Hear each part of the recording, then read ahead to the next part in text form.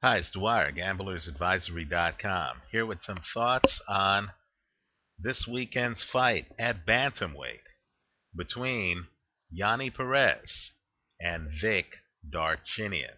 Now, before I go further, just remember the opinion you should follow should be your own. Just consider this video to be a second opinion from a complete stranger online.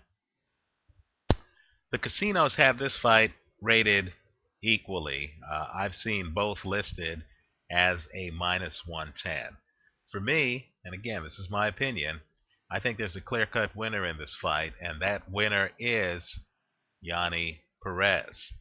Um, just a few thoughts. Yohnny Perez, out of the two fighters, is the true bantamweight. Understand, Vic Darchinyan was actually fighting at lighter weights and gained weight to become a bantamweight. In fact, Vic Darchinyan, I believe, lost to Nonito Donaire at 112 pounds. Understand the 6-pound weight difference between where Darchinyan's coming from and where he is now is significant, especially when you're talking about a guy whose entire MO is to be a knockout puncher. So I think that Perez is the bigger man in the fight. The other thing, too, is Darchinyan, a southpaw, relies heavily on a very strong, very brutal left hand. It's one of the best punches in boxing. Here's the problem. Take a look at Yohnny Perez's defense. You're going to see that Yohnny Perez holds his right hand up around his temple. He has a nice high guard. It's going to be awfully tough for a guy like Vic Darchinyan to bridge the height difference and to actually land that left with regularity given Yohnny Perez's guard. Also, I think Vic Darchinyan can't handle body punches. I'm noticing in his recent fights, and I understand this is controversial, but when he fought Abner Maris, I thought Vic was wincing every time Maris went to the body. Vic would later claim he was hit with several low blows, what have you. The way he wears his pants and the way he winces when he's hit to the body tells me that Vic doesn't like to be hit to the body. Yohnny Perez, when he gets inside, actually can go to the body. I believe that he has a distinct advantage over Vic Darchinyan in that department. Let me also point out, too, that Vic is a feinter, right? Vic is a guy who is kind of like Roy Jones. He's kind of like David Haye. In other words, these guys are trying desperately to set up specific punches, right? So they're feinting you. They don't want to throw jabs because they don't want to be countered. They want to feint you into position so they could execute. Well, in my opinion, feinters don't do well against high volume opponents.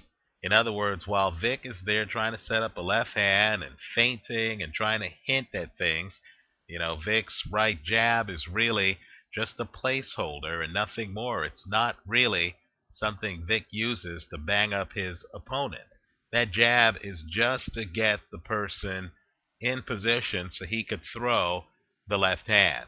That doesn't work when you have a guy who, quite frankly, couldn't care less about your jab. Certainly is not going to be lounging outside waiting for you to throw a punch. Yohnny Perez is going to come inside. He's going to throw high volume.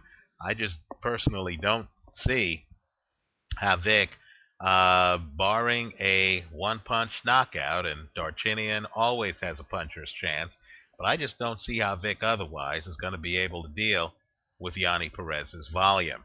The way I expect the fight to go, and it'll be interesting, is I expect Darchinyan to get overwhelmed in a way in which he wasn't overwhelmed in the Maris fight, and he wasn't overwhelmed in the Joseph Agbeko fight, and he wasn't overwhelmed in the Nonito Donaire fight before Donaire's knockout of him. I'm expecting him to be overwhelmed in this fight based on styles, I'm expecting him to find himself with his back up against the ropes and a taller opponent, a bigger opponent, throwing a lot of volume that he just doesn't have the defense to handle. Quite frankly, I wouldn't be surprised if Vic Darchinyan gets stopped in this fight. The bet I'm recommending is Yohnny Perez to win the fight at a minus 110. Let's talk actual odds, right? I'm recommending Yohnny Perez to win the fight at a minus 110, straddled against Darchinyan by knockout at a plus 400. Understand, you can get around the even odds at the casino, the minus 110, minus 110, by taking a prop bet on Darchinyan. Now let's do the actual math so you'll see how this bet works out. If Darchinyan's a plus 400 and if I have $150 or pounds to bet, what I could do is I could put 40 on Darchinyan by KO, then I could put 110 on Yohnny Perez at a minus 110 to win 100. The way the bet plays out is if Vic Darchinyan gets the knockout, then I would win at 4-to-1 odds. I would win 40 times 4, 160, minus the 110 that I bet on Yohnny Perez. I would clear $50. But if, as expected, Yohnny Perez wins the fight, right? I'm not even being ambitious by saying Perez by KO, even though I think that might happen. If Yohnny Perez simply wins the fight, then I would win, right? For my 110, I would win 100 minus the 40 that I placed on Darchinyan by KO. I would win $60.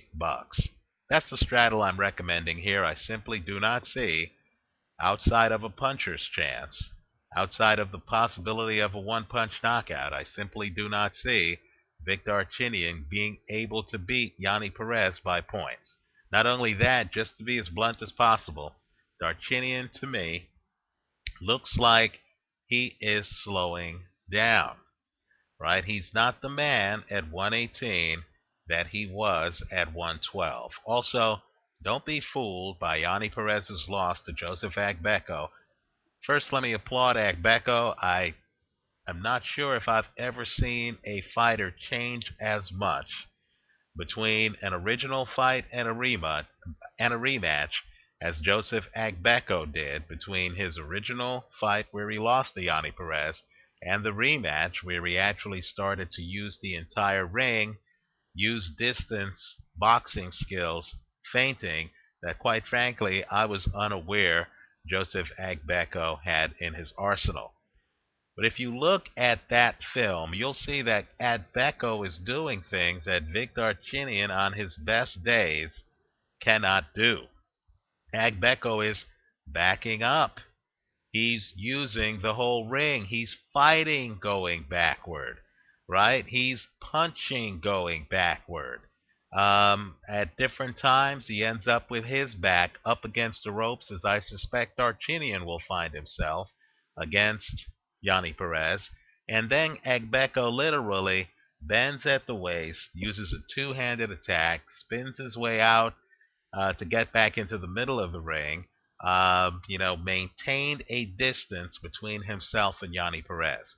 Now understand, Vic Darchinyan, who's predominantly a left-hand power puncher, not much of a right. It's predominantly a left-hand power puncher. That's how good his left is. Vic Darchinyan just doesn't have that kind of footwork. His footwork is entirely geared to favor his left hand. Keep in mind, he really can't afford to switch his feet, because if he were to walk forward half of the time, he'd be unable to throw that left hand. So he at all times is trying to be in position to throw the left. At all times, he seems to want to have his right foot in front of his left. That prevents him from being able to move around the ring like an ambidextrous Joseph Agbeko did. And let me just say, if you're in front of Yohnny Perez and you're not a decent enough mover, you're in for a very long night. Keep in mind, Perez was unbeaten before the rematch against Joseph Agbeko. Also, look at his resume. You're going to see that Perez has fought the best. Literally, he fought Abner Maris. He's fought Silence Mabuza. He fought Joseph Agbeko. He has been in with great competition, and he has a great record. I think he's underrated in this fight. I cannot believe, personally, that the casinos have Vic Darchinyan ranked equally with Yohnny Perez. So I like Perez in this fight. I would straddle it against Darchinyan by KO. Let me know what you think. Leave your comments for me here on YouTube, and of course visit us at gamblersadvisory.com. Thanks for watching.